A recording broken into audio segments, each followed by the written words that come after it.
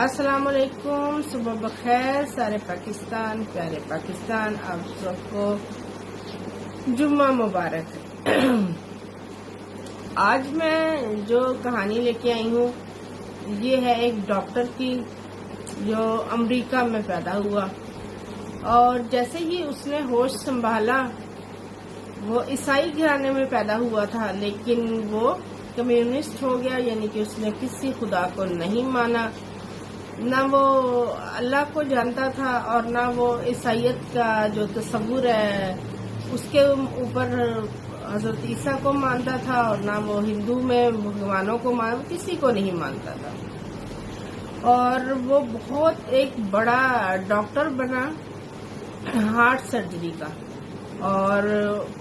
وہاں پر ان کا ایک جو ہے نا بہت بڑی ایک ان کی شخصیت جو کہ سیاستدان تھے،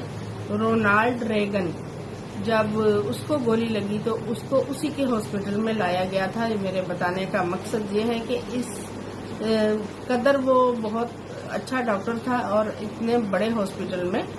وہ اپنی ڈیوٹی سر انجام دے رہا تھا۔ اس ڈاکٹر کے ہاں جو ہے نا ایک بچی کی پیدائش ہوئی، اور یہ سن ہے جناب 1990 کا، اور وہ بچی جو تھی اس کا ہارٹ جو ہے وہ پیدائشی طور پہ خراب تھا، اور اس کی آرٹریز جو تھی وہ اس کے بدن کو آکسیجن ملا ہوا بلڈ نہیں دے رہی تھی، جس کی وجہ سے اس کا جسم جو ہے وہ مرنا شروع ہو گیا تھا۔ اب یہ ڈاکٹر صاحب کی اپنی بیٹی تھی، اور اس کو بہت بڑی ایک چیر پھاڑ کی ضرورت تھی جس میں اس بچی کا آپریشن کیا جائے اور اس کی آرٹریز کو بحال کیا جائے، اور اس میں جو ہے نا بہت کم چانسز بھی تھے کامیابی کے، اور وہ بحیثیت ڈاکٹر یہ بات جانتا تھا کہ اگر اس کا آپریشن کامیاب بھی ہو جائے گا تو یہ صرف 2 سال کے لیے کام کرے گا، 2 سال کے بعد یا تو بچی کی ڈیتھ ہو جائے گی یا پھر اس کو ایک بار پھر سے اتنے ہی بڑے آپریشن سے گزرنا پڑے گا۔ بہت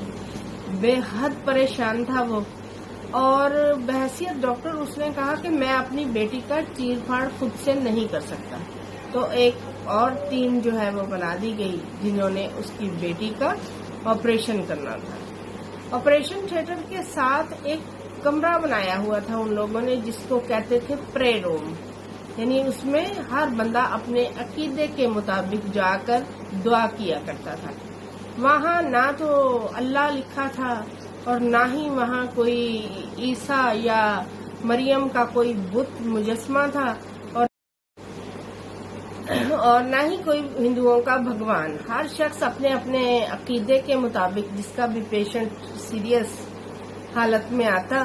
تو اس کے لواحقین اس پرے روم میں جا کر بیٹھ جاتے اور اپنے اپنے عقیدے کے مطابق دعا مانگتے اور رب کو پکارتے۔ اس ڈاکٹر لانس نے کبھی اس کمرے کو کوئی اہمیت نہیں دی تھی، لیکن آج چونکا اس کی اپنی بیٹی کا معاملہ تھا تو ڈاکٹر لانس اس کمرے میں جا کر بیٹھ گیا۔ اب اس کو نہیں سمجھ آ رہی تھی کہ میں کس کو پکاروں، لیکن ایک بات وہ جانتا تھا کہ یہ معاملہ جو ہے نا اس کی بچی کا صرف وہ ٹھیک کر سکتا ہے جس نے اس کو بنایا ہے، یعنی کہ آرٹی گرافٹنگ جو ہونی تھی وہ اتنی پیچیدہ تھی کہ جس میں جو ہے نا کامیابی کے بہت ہی کم چانسز تھے۔ سو اس نے اس رب کو پکارنے کا فیصلہ کر لیا، لیکن چونکا وہ ساری عمر اس نے کسی کو پکارا نہیں تھا، اب اس کو سمجھ نہیں آ رہی تھی میں کس کو پکاروں، تو تب اس نے ہاتھ اٹھائے اور دعا کی کہ اے بنانے والے، میں تجھے نہیں جانتا، لیکن آج میرے دل کو چوٹ لگی ہے، میری بیٹی موت و حیات کی کشمکش میں ہے، تو میری بچی کو ٹھیک کر دے۔ میں تجھ سے وعدہ کرتا ہوں کہ میں تمام مذاہب کا مطالعہ کروں گا اور میں تجھے ڈھونڈ لوں گا اور میں تیرا شکریہ ادا کروں گا۔ وہ خشوع خضوع کے ساتھ، ظاہر ہے جب اپنی اولاد کا معاملہ ہوتا ہے نا پھر دعا دل سے نکلتی ہے، تو یہ دعا اس کے دل سے نکل رہی تھی اور لگتا ہے کہ عرش تک جا رہی تھی۔ 15-20 मिनट के बाद उसने उठ कर जाने का, उस रूम में जाने का फैसला किया जहां पर डॉक्टर उसकी बच्ची का ऑपरेशन कर रहे थे। वो रूम में जाता है तो हैरान रह जाता है कि फिजा बिल्कुल पुरसुकून थी और डॉक्टर जो ऑपरेशन पर मामूर थे उसने इसको देख के कहा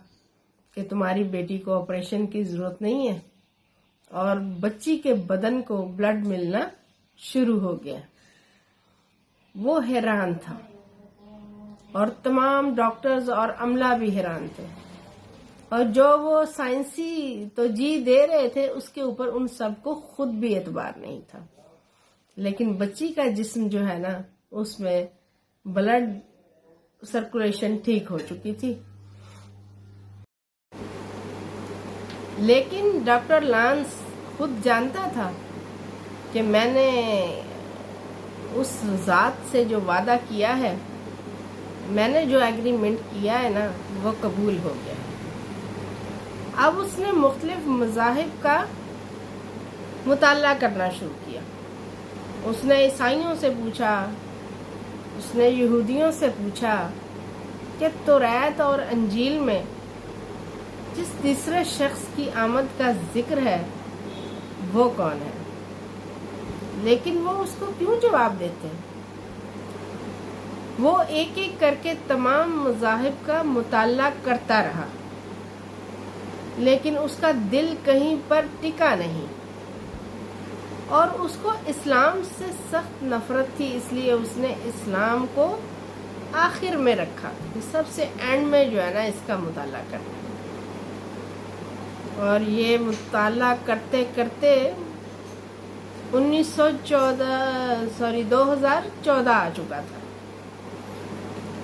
उसकी बेटी जो है ना वो यूनिवर्सिटी में पहुंच चुकी थी, और इस वक्त जो है ना उसने इस्लाम का मुताला शुरू किया। फिर जब उसने कुरान पाक को पढ़ना शुरू किया और कुरान पाक में नबी करीम सल्लल्लाहु अलैहि वसल्लम से उसका तारुफ हुआ, तो फिर वो कभी किसी से इतना मुतासिर नहीं हुआ था जितना मुतासिर नबी करीम सल्लल्लाहु अलैहि वसल्लम की ज़ात से वो हो गया। और बिलाखिर उसने हक पहचान लिया, उसने हक पहचान लिया, उसने अपने रब को पहचान लिया,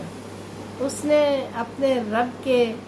भेजे हुए उस आखिरी पैगंबर नबी करीम सल्लल्लाहु अलैहि वसल्लम को पहचान लिया, और उसने इस्लाम को कबूल किया और अपने रब से किया हुआ वादा पूरा किया। और बेशक